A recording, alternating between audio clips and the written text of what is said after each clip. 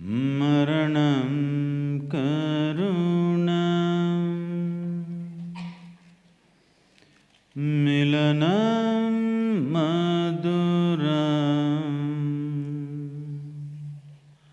smaranam karunam kalavashyadiha sakalam karunam samayadipate akilam karunam.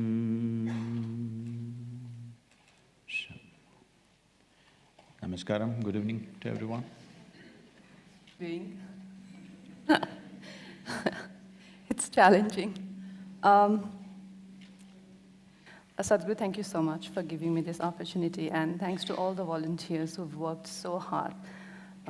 So my first question to you is that when I first heard about you many years ago,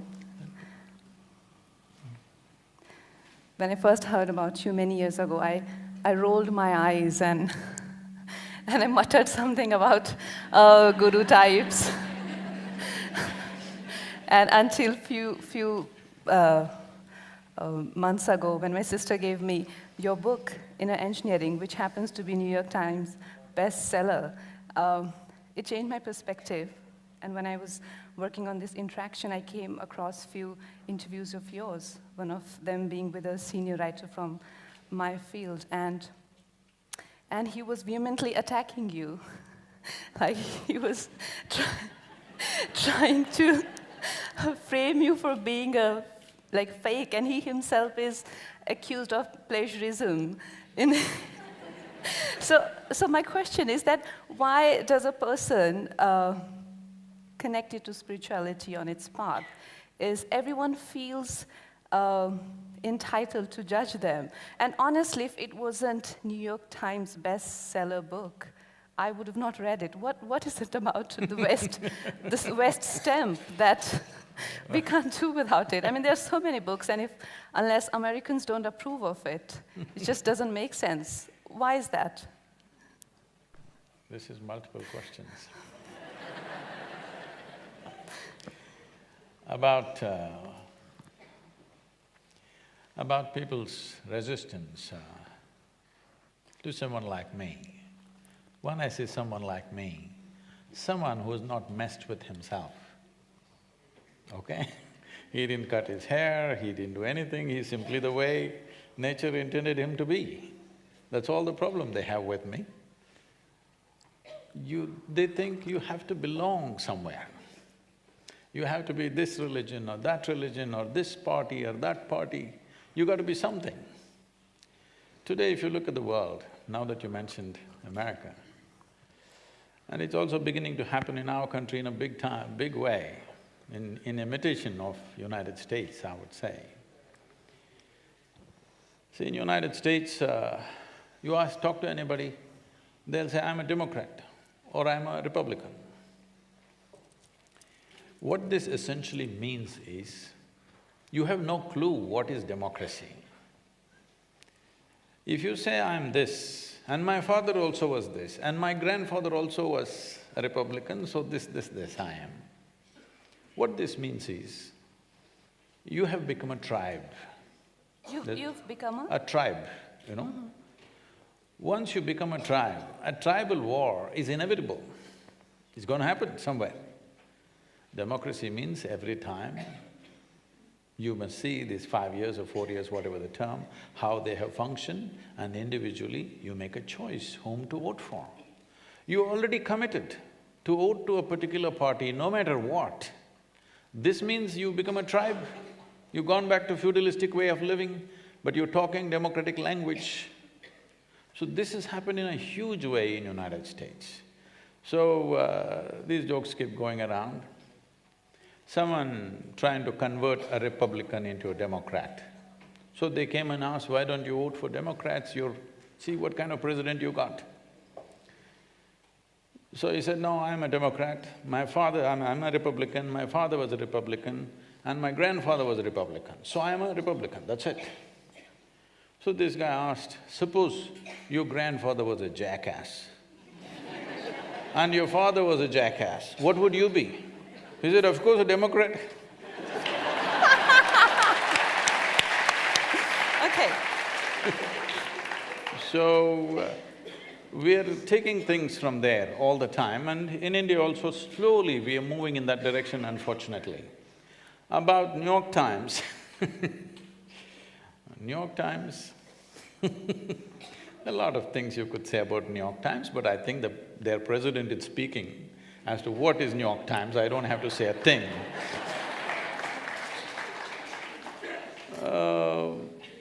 We still have not got out of the Firang syndrome. You know what's Firang? I know, Yeah. of course.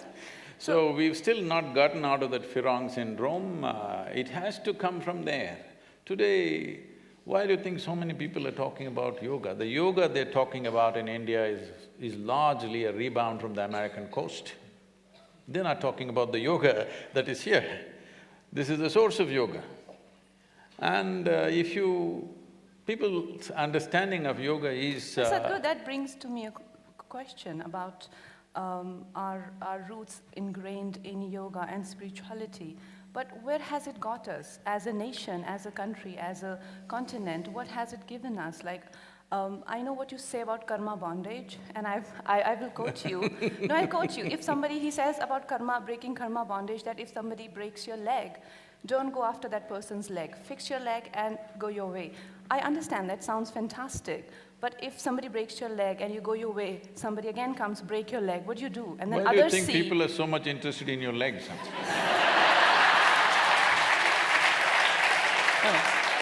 No, Sadhguru, you're literally taking it, but tell me, don't we have a history of 1,000 years of Yes. invasion after invasion, and didn't we grew up hearing this from our mothers that, oh, if somebody rubs you wrong way, the only thing that they say is, oh, Bhagwan dekh raha hai. What?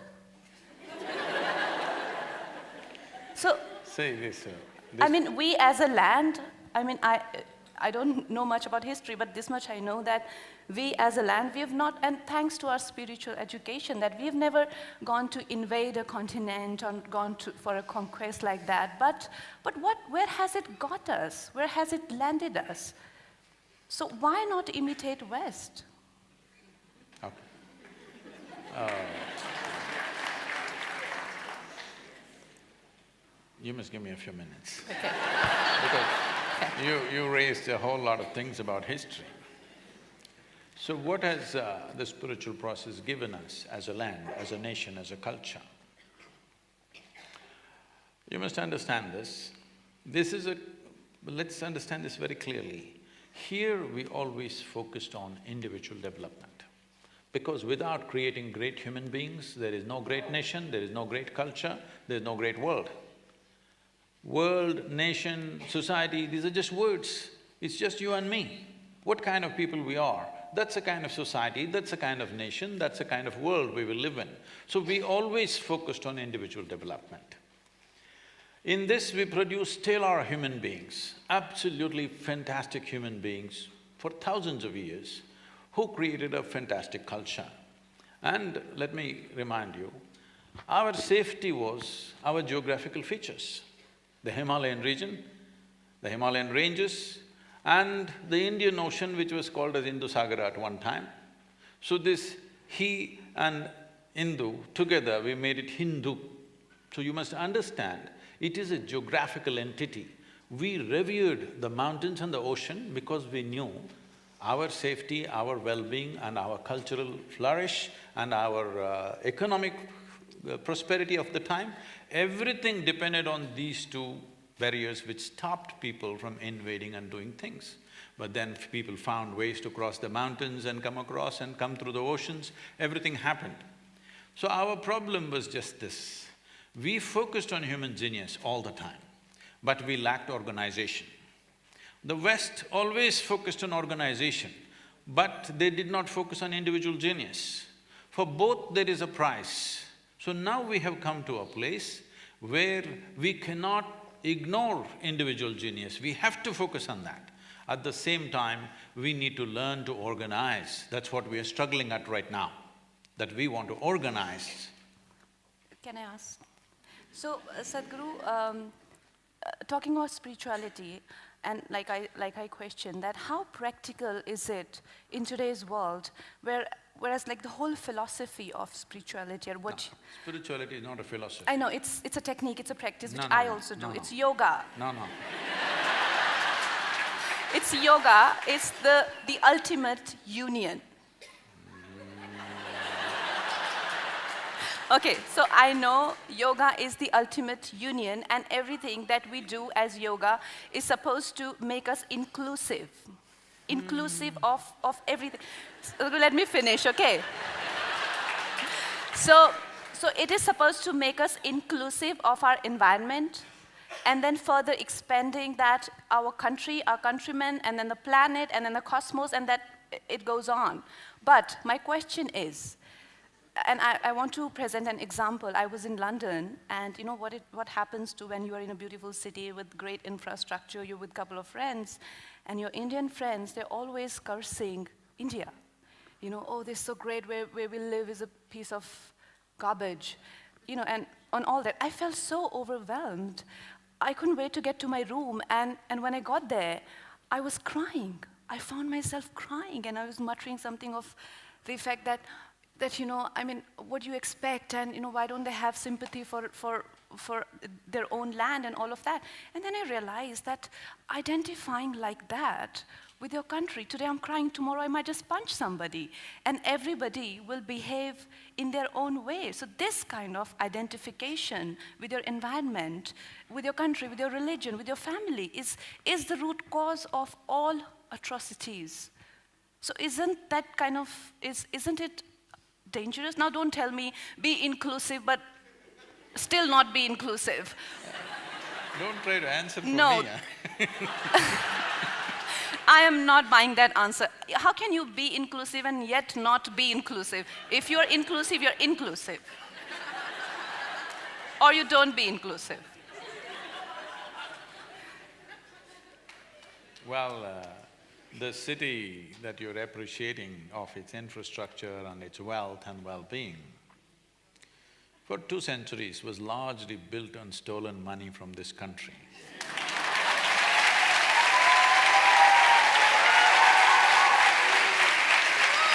Well,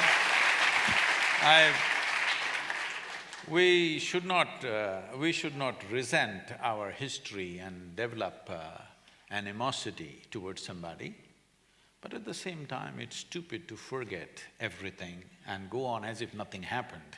That'll be absolutely stupid. That's a problem with us. One thing is, see, in this country, what has happened in those 200 years? Don't go back 1,000 years, there have been atrocities, that's a different matter. Even if you go back this 200 years, because we're talking about London, what's happened in this country is not a small thing. 6 million Jews died. They write and write and write about it, they make movies about it. Nobody is supposed to forget about it in the world, everybody is reminded every day how this atrocity happened to them. But you know, the Bengal famine killed over 3.5 million people in a matter of 3 months because they took away all the food for the World War II effort. And this is not one. The governor in 1860 writes, "The fields of India are bleached by the bones of the hand weavers because they destroyed the handloom industry." Yesterday was handloom day or something, yes? From 1800 to 1860, in 60 years' time, an industry which has lasted for 10,000 years, they destroyed and left millions of people to die. It's recorded in British history, and you know, in what they have written, not what we have written, because we write nothing. If we get our breakfast tomorrow, we're just happy. There's a big problem in India because we don't have a sense of history. A history or revenge? No, revenge is not needed because revenge will again waste your energy and you know, your future is wasted if you go into revenge. Sadhguru, this is what I don't get. Now, let me finish this. About what is this spiritual process given to us, okay? The question is, why can't we be like them and be successful? See, why we are like this is, Because we have realized in a very profound way, most Indian people may not know this consciously, but they know this by life. They may not be articulating this in their mind. Somewhere they know that their well-being is essentially coming from within. Outside arrangements we can make as we want, but me being joyful, peaceful, loving, blissful is most important. Well, that's why I said individually we did great, organization also we had great stuff, till outside people came who had no concern about anything that you think and feel and experience, everything was brutally uprooted, all right? I'll just tell you an example. For example, you've come to the yoga center, that region, there's one police station with about 12 to 14 policemen. About 4 are on night duty, that means about 8 or 9. 2, 3 will be always on leave. I'm saying literally there's no law, it's 250,000 people. There's literally no law at all. But still there's no crime. This is spiritual process, I'm telling you. You take away police in New York City, you take away the law enforcement in New York City or London that you're talking about, just see what'll happen in 3 hours' time.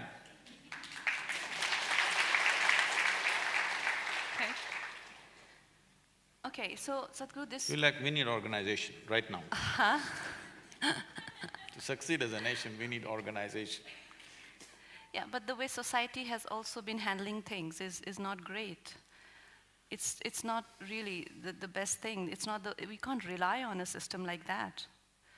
You mean like we are largely being organized by society, but that's not the most appropriate way. I mean, authority isn't either, but aren't there is at least a set of rules there. With society, they're really, I mean, more money you've got, you can literally get away with anything. So that's not the best way to go forward. What do you have to say about that? Here? You're saying in India? In India, yes. Yeah. See, we need to understand this. When the British left this country, the average life expectancy in this country was 28 years, okay? The illiteracy was 93%. There was literally no industry, no infrastructure of any kind. People, some idiots talk about, oh, they built railways. They built railways because they want to move their troops and the goods out of the country. So railways were there, but what were they transporting on the railways? So there was literally no economic infrastructure. Administrative infrastructure in the form of civil services was there, that was to keep control. You just see what they were called. What were the local administrators called? They were called collectors. Even today, unfortunately, we're retaining the same appellation. Collector means what? They were just tax collectors.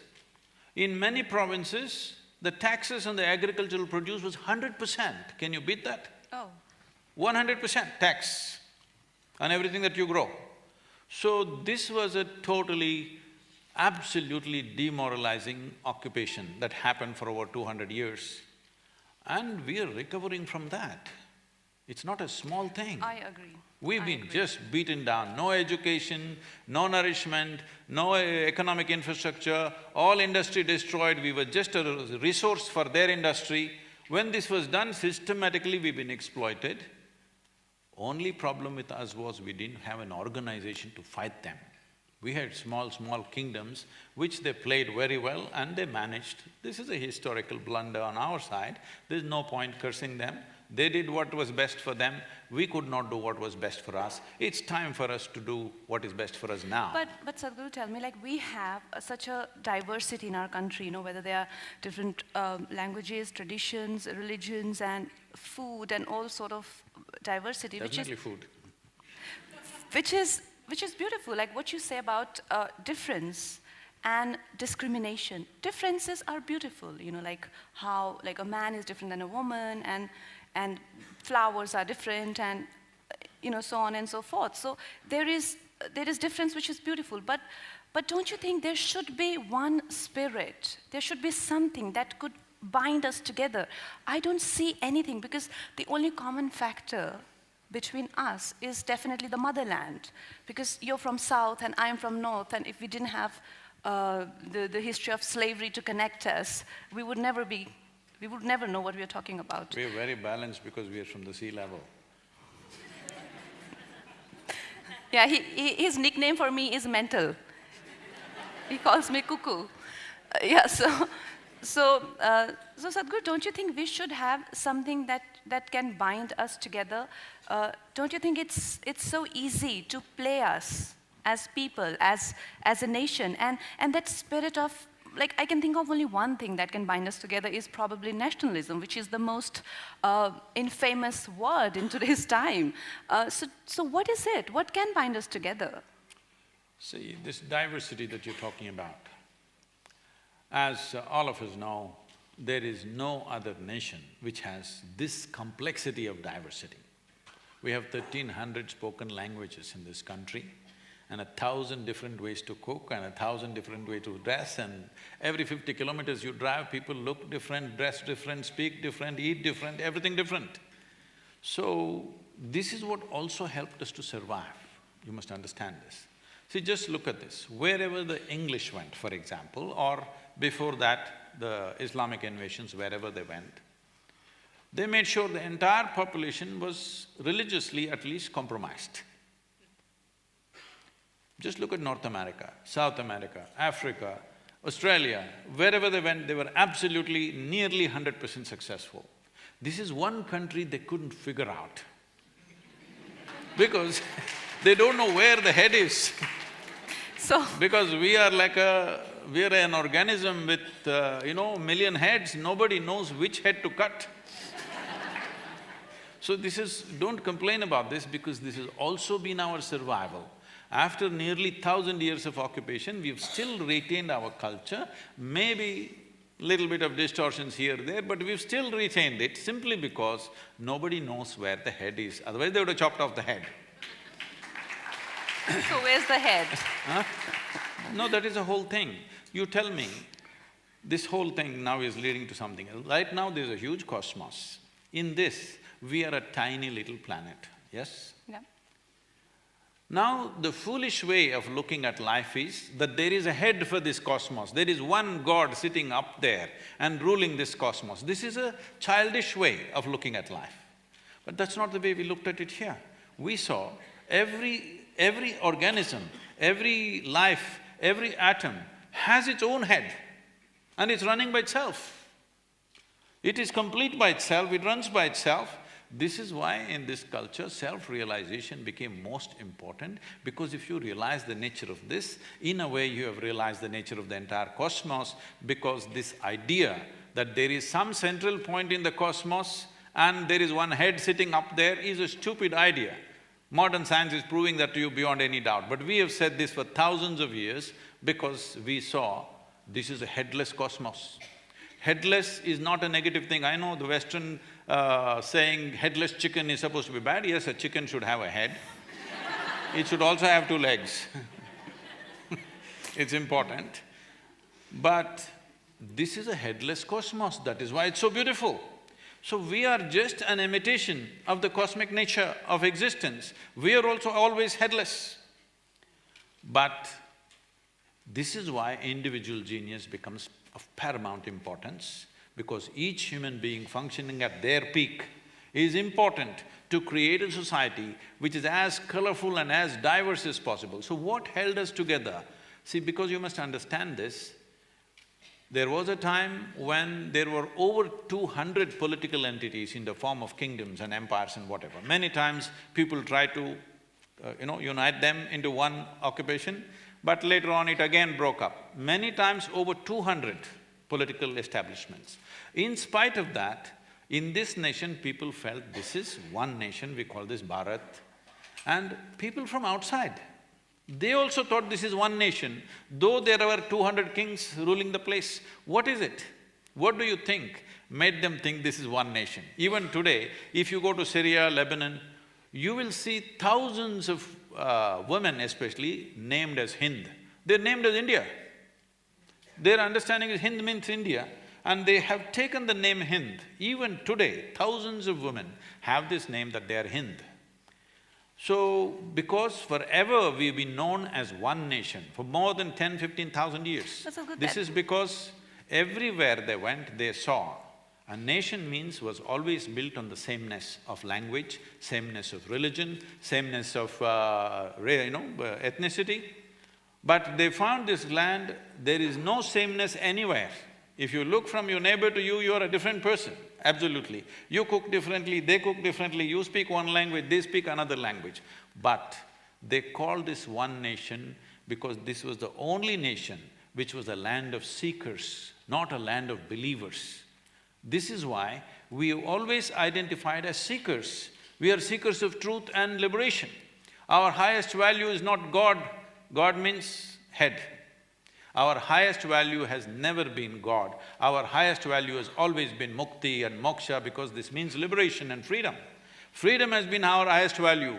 Now the so-called liberals are talking about freedom fresh as if they're talking about it for the first time. We've always held as the most sacred thing in our life is ultimate liberation of the human being. Not going to heaven, not the pleasures of heaven have never been eulogized in this culture. So our togetherness came because we were seekers. When we were seekers, the important thing about seeking is this: when you are believers, you will always get together. Because without getting together… See, if you just believe something all by yourself, you look stupid. You need 1,000 people around you who believe the same thing, otherwise you'll feel foolish. But when you become a seeker, you always want to be alone, because seeking is internal and individual. So because we were always individuals, we were never an organized group, we never had a situation where somebody could give us one rip-rap speech and get us all moving. There's never been like that. Still we are like that, I'm glad we are like that. But we need some organization to function in the modern world for sure. No, that's a contradiction. It is not. Well, okay, Sadhguru, I personally feel that this whole dichotomy of what's happening in today's society and today's world, that we are individuals and we need to be organized as well, but what we face on every day's, on daily basis, is something completely different, which I mean, I'll tell you where, for me, like, it's very conflicting because, like, I'm working on a martyrs biopic where there is a scene that the protagonist, Lakshmi Bai, she goes and she saves a calf. So my crew had a huge discussion. We halted the shoot and we were like, she can't save a calf. It has to be a lamb because we don't want to look like cow savers. So my point is that when such a prejudice strikes, as a person, you feel very protective of who you are and what your values are, and you want to save all the animals. Why just cow? But you definitely want to save the cow for sure, because the prejudice is really agonizing. But a cow lynching for cow takes place, and you look like an idiot. And then you jump to the other side, which has been always criticizing and never wanting to be protecting cows. And you're like, these people look sensible, and these are so-called liberals. And now liberals, by definition, because I've learned English now just recently, so I have to access to dictionary for everything. So by the literal meaning, dictionary meaning of liberal is people who have acceptance for people, opinions, thoughts. No, they're fanatics. No, that's what I'm saying. Now, Sadhguru, let me finish this question. So these liberals, they will not take you in their group unless you hate the same people as they do. So like, one thing, it's fine if this is for the betterment of the country. You don't mind hating on BJP. You don't mind believing that everything that is being done by, like literally Amit Shah is practically doing. That's fine. But what is… No, but what I don't get is, this I get. What I don't get is, what is their agenda and plan of action for bringing this country out of the pit? What is that they're doing? So when a war breaks, liberals are the first one to say, from my industry, people say, why should we be bothered with war? We are artists.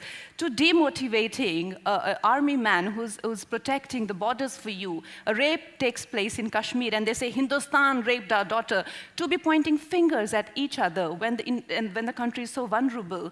And trying to break a civil war? Is that what liberals do?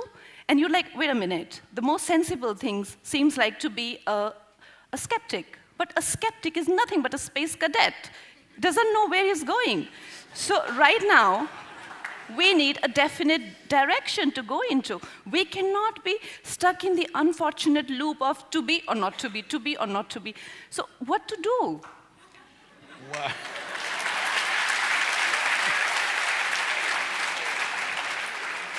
Well, for a long time, from that city that you were talking about, they always thought asking this question, to be or not to be, is the most intelligent thing to do. There because they rarely came to existential questions. Existential questions is a daily affair for us in this country, but they rarely came to it. So that is how rudimentary ways they addressed it. They thought it's the most intelligent question to ask, to be or not to be. I think it's the dumbest question to ask, because you have not tasted life. और नीचे जो वो subscribe का button है ना, उसको hit करो, कहानी खत्म। देखो मत, जल्दी से करो सब्सक्राइब।